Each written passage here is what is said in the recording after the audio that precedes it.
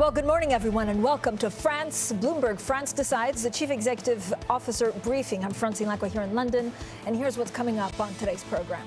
France's CPI figure hits 5.1% to another record. The war in Ukraine stokes inflation across Europe.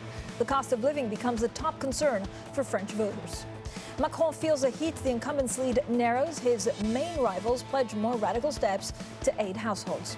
And stay with Bloomberg TV, because joining us today to discuss all of this, the French state election, well, Stephanie Yon-Courtin, the MEP for Macron's La République en Marche, the chief executive for the manufacturer Saint-Gobain, Benoit Bazin, and the so-called queen of French tech, that is the Station F director, Roxanne Varza. If you have any questions for any of our guests, please, IB plus TV Go. Now, first thing is first, let's check in on the markets, because it is also the end of the quarter. So we focus on politics, we look at France, and of course that inflation debate, without forgetting what's going on in the wider market. The focus firmly not only on oil, but also equity markets. European stock 600, you can see pretty much flat. The S&P futures on the way up, but not as much as they were 10 minutes ago. So I wouldn't call it a reversal, but certainly stocks a little bit on the cautious side after there have been these reports that the Biden administration is considering a massive release of crude from U.S. reserves to combat inflation. And you can see, I guess, that's stoking a little bit of optimism that inflation will be a tamer. Then we see what happens in terms of earnings, which is why European stocks pretty much unchanged. So this year's presidential election presents a crowded field of candidates. Let's take a closer look at the main contenders in France. First up, the centrist incumbent, Emmanuel Macron, polls place the 44-year-old president as favorite to win the election, though with a tighter margin than back in 2017. His lead over contenders has been shrinking over the last few months. The far-right Rassemblement National candidate, Marine Le Pen, has been tipped to face Macron in the final round like she did in 2017. However, she continues to face the challenge of changing her party's xenophobic image and confronting her past links to Vladimir Putin. On the opposite end of the spectrum, we have the left's main candidate, Jean-Luc Mélenchon, a staunch critic of Macron's economic policies. The 70-year-old is polling in third place, but still a long way off the almost 20% of the vote that he received back in 2017. Valérie Pécresse is the center-right candidate for Les Républicains, initially seen as Macron's main threat. A faltering campaign so far has seen her slip in the polls. In the past, she described herself as two-thirds Angela Merkel and one-third Margaret Thatcher. And finally, another contender for the right-wing vote is Éric Zemmour. The far-right challenger burst onto the political scene in 2021 after he shook up the campaign with his immigration zero rhetoric. Now, for a look at the polls, the President Macron's lead has narrowed. That's according to the latest polling average calculated by Bloomberg. The gap between him and second-place Le Pen is down to 7.3 percentage points, while the other candidates vie for third place. Now, the main concern of French voters is, of course, spending. The cost of living tops concerns, with many in France feeling their purchasing power has deteriorated in the last few years. Now, we're joined now by Stephanie Yon-Courtin, Benoit Bazin, and Roxanne Varza. So thank you all for joining us. We're going to have about half an hour to really debate some of the policies and what you want to see from the next government. Benoit Bazin, let's start off with you, because you're in charge of a fairly big company. You deal with supply chains. You deal with a lot of the inflation figures coming in.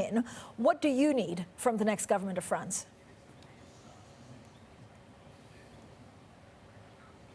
Chief Executive Officer of Saint-Gobain, we are always planning long term. So for me, what is very important in times like the ones we live in France and in Europe today is to invest for the future. So it's investment on innovation. We need to go towards energy transition, decarbonation of buildings, huge energy efficiency needs to decarbonize buildings. So investment on innovation, investment on education. We need new skills for the next 10 years to deal with digital, with new materials, with new competencies to deliver on the plan for France 2030. We need also a very strong framework in Europe. So we need absolutely to continue to invest and lead in Europe as an overall framework in which the companies, the citizens can live and grow. We need, of course, an energy policy which is strong and which will overcome the crisis of today. So for me, what is important is to project the country in the future like we are doing as a corporation for the next 10 years. So invest on the future, and my main ask would be Europe, innovation and education. Thank you so much, Benoit. Stephanie, Benoit laid out, some of the concerns. What do you think this election will be actually voted on? Given the war in Ukraine, it tendencies people want, stability and actually look for comfort. If there wasn't a war in Ukraine, is it the cost of living? Is it actually something else that people worry about in France? Is it immigration, or is it really the living standards? Well, as you highly mentioned it, good morning. As you highly already raised the issue of the cost of living concern, which definitely is the top priority of the people in France. I just wanted to mention that as French president so far, over the last 5 years, Emmanuel Macron has achieved a very great deal of success and of reforms, despite the three major crises and the third one, which is the war in Ukraine. I just wanted to flag that I think Emmanuel Macron, and will continue to do that, has definitely changed the philosophy of France. Under his 5-year term, our country has become, I think, more pro-business. He has given kind of a capitalist culture by creating an ecosystem favorable to companies and foreign investments, be able to project in the long run, as it has already been said, with this France 2030. It has been able to also to make the labor market more flexible, bring visibility and stability to entrepreneurs. So I think this is important. Stephanie, but at the same time, he definitely... Yeah, and it is important, which is why you're seeing him actually play quite well on the economy, which we'll get to in a second. But he's failed in terms of pension reforms. That's something that to keep in mind. So I don't know what happens if he gets reelected to that. And he's also struggled in dealing with the Yellow Vest movement. Well, yeah, I mean, every president in France has to struggle with many protests. In France, that's the rule, and so of course there are many concerns when it comes to purchasing power of people, and this has become one of the key concerns during this election, and it will be also one major step to take within the next following years. When it comes to the Yellow Vest protest, I mean, I think he has definitely tried to change things and to help people. When you look at the statistics, I mean, he has achieved one of the main objectives he had in 2017, which was to lower the unemployment rate, and this promise has been delivered. So of course. And you mentioned the war in Ukraine. I mean, he faced so many crises that he couldn't deliver all the reforms he planned to. That's why we need five years more. Yeah, Stephanie, and you have a very interesting perspective because, of course, you are from La République En Marche, so Emmanuel Macron's party, but you're also one of the few French MEPs with direct impact on drafting some of the Digital Market Act position for the European Parliament. Roxanne, tell me a little bit about what you need. So if you look at startup funding in France, they've actually increased quite a lot in the first half of 2021. Do you still see that money flowing into France? Is Stephanie right that now from outside investors, France is finally seen as a fully investable place? Completely. I think the last 5 years have been transformative for France. I think we have seen, especially in terms of innovation and company creation, I think it's been at a record high, and it just keeps increasing year over year. Stephanie mentioned unemployment at an all-time 15-year low. I mean, I think these are elements that we definitely need to continue. And then from a startup perspective, I think there has been so much that has been accomplished that we need continuity, we need stability. And I think that this is a president that has understood this population, the needs of the young companies very, very well. From the other candidates, we see attempts, but nothing anywhere near what President Macron has accomplished and the understanding that he has. Benoit, talk to me a little bit about exactly what you see a second term for President Macron delivering in terms of, I don't know whether it's more reforms, I don't know whether it's just subsidies because we're still in a war and we just need to fix the cost of living. I know you were mentioning as a CEO what you wanted. What do you think his #1 priority in a second term should be? I think we have seen a great deal of improvement on the labor market. For instance, a big achievement in France is the apprenticeship. Last year alone, we hired 5,800 new employees in France, half of them being below 26 years old. So this labor market is more fluid. The attractiveness of industry, we have changed, also turned around the image of industry. We need industry. This government has pushed a positive image of industry. Going forward, we need to accelerate, as I said, the investment on innovation, because we have a lot of technological disruption ahead of us. We need to invest on education. We need, third, to also continue to make reforms on the governance of the country. In a world which is changing extremely fast on geopolitics, on digital, on technology, we need a governance which is very fluid, very agile. This is what we are doing when we are heading corporates like Saint-Gobain. So I think the competitiveness of the country, it's not only the taxes, the attractiveness of jobs, which has changed again in France, but also the governance to make it agile and fluid. So for me, accelerating on innovation investment, accelerating on education, from schools to universities, and third, continue the reform to make agile governance, fast decisions, down to the ground, close to the businesses, close to the people. Agile governance will help France accelerate in the 21st century. Right. Benoit, how are you dealing with energy inflation? Do you have to pay actually your people more? And how worried are you about supply disruptions being accelerated because of COVID in China? Well, this is something we have faced over the last 2 years. Indeed, a lot of supply chain disruption. It's true in France. It's true also in the US. Last year alone, we had 260 cases of force majeure, suppliers shutting down in North America. So it's true around the world. We have created within Saint-Gobain a very local, agile organization where our managers on the ground take very fast decisions and they overcome every single crisis. So this year is another challenge because of the war in Ukraine. We have to overcome that. Yes, we have to cope with higher inflation, and we are going to live in a world with higher inflation. We have to pass that in the salary. Salary increases are 1.5% higher than they used to be. Same on the pricing to customers. So this is the new world we are living in, and we have to adjust, adapt. We have done that remarkably. We at Saint-Gobain last year, we had the best year ever. Why? Because we are driven by energy efficiency on buildings. I think President Macron has understood that the best way to decarbonize France, to achieve carbon neutrality by 2050, is to tackle the carbon emissions from buildings. They make 30-40% of the CO2 emissions. We have the levers at Saint-Gobain to decarbonize that. And President Macron has already decided to accelerate and support more investment on energy efficiency for buildings, aligned with the Fit for 55 policy coming from the EU. So that's a lot of initiatives, I think, that we should see in the coming 5 years. I mean, I'm trying to get someone to say something bad about this current government. Stephanie, talk to me a little bit about debt. So, of course, I know we're going from crisis to crisis. We had COVID for 2 years. Now we're looking at the war in Ukraine.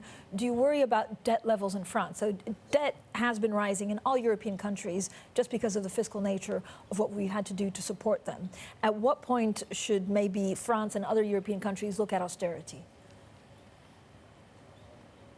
Yeah, well, I think time now is to tackle the crisis, and you remember that when Emmanuel Macron and his government spoke about this whatever it costs approach, many people laughed and accused him of raising the debt level even more higher.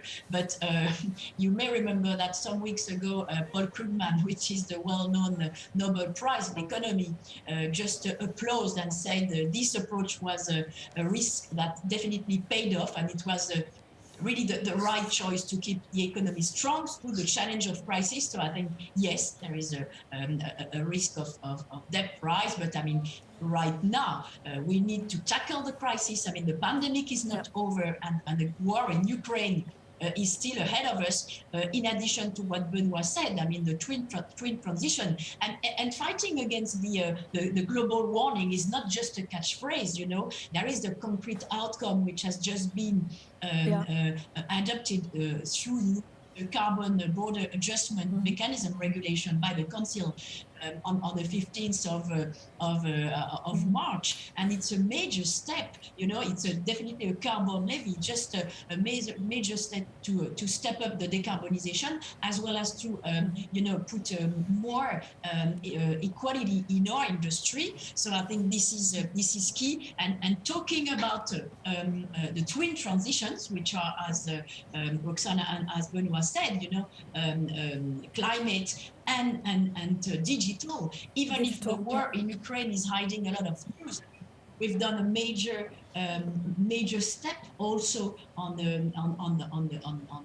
tackling the GAFAM and the big techs by regulating them ex ante. We've just reached an agreement with us, the European Parliament, the Council, and the Commission, which is just unprecedented. Thank you, Stephanie. I also want to talk. Emmanuel Macron as President of Europe. So let me talk also about specifically the tech sector, Roxanne. I know you touched on it, but when the newly elected Macron said in 2017, I want to be France, to be a startup nation, his detractors mocked him. But if anything, France was struggling to attract venture capital, lagging both the UK and Germany in 2016. Now French startups, as we were saying, are pulling in record funds. Now the promise of digital tech has really played a growing role in the French economy, leading to an explosion in cybersecurity attacks. Now last month, a new cyber campus opened its doors with private companies, public bodies and government departments joining forces to spearhead France's new cyber strategy. So when you look, Roxane, as some of the things, I guess the seeds that have been planted, what exactly does France need to make sure that some of these startups are then fully hedged fund, fully funded companies? Can we have the next Facebook, maybe, or the next Meta, the next Google in Europe and specifically France? Completely. And I think that is actually one of the goals that he set forward. France's initial goal was to have 25 unicorn companies by 2025. That goal was actually hit 3 years early at the beginning of January. And so the new goal is now to actually create the next European tech leader by 2030. And so I think that's actually a goal that's kind of been outlined, and a lot of companies are probably on track already to hit that goal. But in terms of what we've seen, we have definitely seen record levels of funding, record levels of companies being created. I think a lot of it has been the president himself and what the government has done, but I also think we need to put it in a context of the geopolitical context with what's happening in some of the other more traditional leading ecosystems. Silicon Valley got insanely expensive. We also had Brexit in the UK. So, a lot of places that entrepreneurs would traditionally go, they started looking elsewhere. And I think it was at that key moment that France really started to rise to the forefront. I would say another thing that has started to happen, but that we definitely need reinforced and continued, would be with regards to everything that welcomes international investment and international talent into France. And that's obviously a very touchy subject, but that is what's really going to help us create those leading international companies of tomorrow. Yeah, and Roxane, is there always a danger that actually the more international money there is, the more President Macron is going to be attacked on the fact that it's not French enough? That's actually, there's still an underlying, socialist current that runs through that, for example, for an American investor, is very difficult to grapple. And so what comes after Macron? We need to start thinking about that now. Exactly. I think it's a very thin line to walk. But if we look at the tech sector, if we look at these young companies that are scaling fast and want to go international quickly, that is exactly what they need. Saint-Gobain and the chief executive, Benoit Bazin, still with us. Benoit, how do you see the next government being formed? So I know it's very difficult, but you're in the thick of things. As a chief executive, what kind of prime minister do you think the new government could benefit? What kind of pivots could mean that some of the reforms laid in place, which all three of you seem to like, can really be accelerated? No, as a CEO, I prefer to stay away from those political discussions because I still have a lot of job to manage my own team, so I would be cautious on that. No, what is important is the ability to push reforms. As I say, we still have a rather complex public governance in France with multi-layers of administration, whether it's in the departments, in the regions, at the national state. So I think the ability to reach a kind of consensus on a broad base and therefore deliver on the needed reforms as fast as we need, I think that would be, for me, a key criteria of any government going forward. The ability to be large, the ability to gather strong momentum so that we can deliver reforms which are needed quite fast. So that's, for me, my main ask, I would say, for the next years. Benoit, you have a very interesting company because, of course, you produce glass, insulation, high-performance ceramics, plastics, abrasives. How much of a nightmare actually is the supply chain right now? Because freight costs are so much more expensive because certain ports in China and elsewhere are closed, and also a lot of these materials, I imagine, come from the Ukraine region. No, actually, we have changed the organization of Saint-Gobain 3 years ago to make it local, country by country. We are tackling 90% of our business is on construction market. They are local by nature, and we have local plans with local customers and local managers. 90% of our country CEOs, we are organized by country. They are native from the countries. So for us, we don't have a large supply chain coming from Asia to Europe. This is in North America for North America, in Argentina for Argentina, in France for France. And for instance, we decided a few weeks ago, this shows also the confidence we have in France to invest 120 million euros of capex for new insulation materials for the coming years, because there is a boom in terms of needs for that, but we take decisions locally. So this local governance, we are multi-local organization, has made it very robust to fight the COVID, which was country by country, to fight the supply chain disruption of last year and even this year, and to fight, of course, any geopolitical issue going forward. So it's a very robust country-based organization. Okay, I also want to spend a bit more time on inflation. Thank you for that, Benoit. Now, with the cost of living the chief concern to French voters, today's latest figures make grim reading. Now, we did talk about this a little bit with our guests. French inflation accelerating more than expected to reach another record.